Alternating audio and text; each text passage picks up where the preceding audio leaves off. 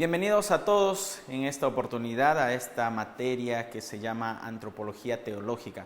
Soy el máster Abner Ariza y conmigo van a estar llevando esta materia muy interesante, muy buena. Así que vamos a iniciar. Para ello necesitamos entender en primer lugar estas dos terminologías, antropología y teología. Empecemos con antropología. La antropología viene de dos palabras griegas. La primera es antropos, que significa hombre o persona. Y la palabra logía, que viene de logos, que se refiere a conocimiento, a tratado, estudio. Por lo tanto, etimológicamente podríamos decir que antropología se dedicaría al estudio del hombre, al tratado del hombre. Por esa razón, la antropología es importantísima poder entenderla. ¿Por qué? Porque nos habla acerca del vivir del hombre y así también del morir. Sin embargo, hay muchas corrientes que ahora lo vamos a ver acerca de lo que se habla antropología. Y cuando nosotros hablamos de antropología teológica es otro postulado que después nosotros lo vamos a ver. A veces también se le conoce como antropología cristiana, que es, vuelvo a repetir, diferente al estudio solamente de la antropología. Pero refiriéndonos a la antropología, el tema central y general de la antropología es el estudio de la especie humana. No solamente de la especie humana, sino de todo lo que el hombre va a crear, de las poblaciones, de su biología, de las comunidades sociales que tiene. Como la antropología tiene que ver con el hombre y estudiar al hombre es demasiado vasto, es demasiado amplio. Por lo tanto, para nuestros tiempos vemos que se han dividido muchas áreas acerca del estudio del hombre y vamos a encontrar actualmente múltiples disciplinas antropológicas. ¿Por qué? Porque es realmente muy amplia, su campo es enorme y variado. No solamente es entender la antropología desde un ámbito macro, sino que a medida que va avanzando el tiempo vamos a encontrar muchas divisiones, muchas especializaciones acerca de la antropología. Generalmente se empezó a estudiar la antropología de un marco amplio, pero a medida que fue pasando el tiempo, la cultura fue influenciando en el desarrollo del hombre, el hombre fue desarrollando su raciocinio, sus comunidades, entonces empezaron a aparecer otras ciencias. Entonces, el deseo y la necesidad de un conocimiento cada vez más profundo nos lleva a una especialización. ¿Okay? Ese deseo de querer ampliar más el conocimiento y la misma necesidad. Esto nos lleva a encontrarnos después a formas de la antropología, porque no hay una antropología sola, sino, por ejemplo, hay una área de la antropología que solamente quería dedicarse a la parte biológica, en la cual ya dejó de llamarse antropología física o antropología biológica y pasó a estudiarse como la medicina. También esa antropología que se encontraba en el estudio de la cultura, lo social, pasó a llamarse sociología, como también la antropología que se encargó de ver las culturas pasadas se llamó la arqueología. Y así también empezaron a haber empezaron a aparecer antropologías que hablaban también acerca del pensar del hombre y aparece la antropología filosófica. Culturalmente hablando, desde la antropología podemos encontrar la etnología, la lingüística, la antropología, la arqueología. Entonces, y en el área de las ciencias sociales vamos a encontrar también otras más.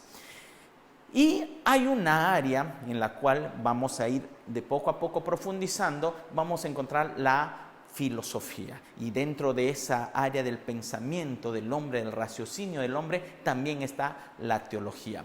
Entonces, podemos ver que hay diversas formas de la antropología. Son una serie de reflexiones que se suelen justamente calificar desde la antropología. Asimismo, tenemos también que entender que el objeto de la antropología es netamente la humanidad y todo lo que rodea al hombre, ¿no? Puede resultar un poco vago decir solamente es el hombre, pero no, es el fenómeno humano, es infinitamente complejo, por eso depende siempre del modo en cómo nosotros lo vamos a encarar. Ahora, partamos desde la teología. ¿Qué vendría a ser la teología?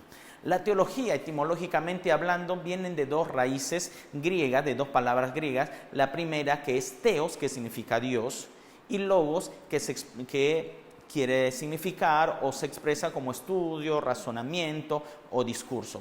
Entonces podemos decir que la teología se encarga del estudio de Dios o el discurso del tratado de Dios. Sin embargo, esto entra en un conflicto, porque siempre todo investigador, para estudiar algo, tiene que ser mayor de ese objeto de estudio. En este caso de la teología, el objeto de estudio sería Dios, pero como Dios es amplio, es grande, no podemos reducirle a ser objeto. Entonces, ¿de qué se trataría la teología? Pues hay muchas posturas que actualmente empiezan a debatir acerca de cuál sería la definición de la teología. Y por eso algunos lo van a considerar como el discurso concerniente a Dios o la ciencia de lo sobrenatural o ciencia de la religión, estudios sobre Dios. Entonces aparecen mucho, ¿no? Entonces, Ernest Kivan dice que la ciencia, la teología es la ciencia de Dios según Él se ha revelado a sí mismo en su palabra. O sea, que es la ciencia que nos habla acerca de la revelación que Dios dio a la humanidad. ¿Qué nos dirían Charles Hodge? Él diría que la teología es la exhibición de los hechos de la Escritura en su propio orden y relación, ¿no? Y encontramos otra definición que va a algo mucho más específico. Y Paul Tillich diría que es la interpretación metódica de los contenidos de la fe cristiana.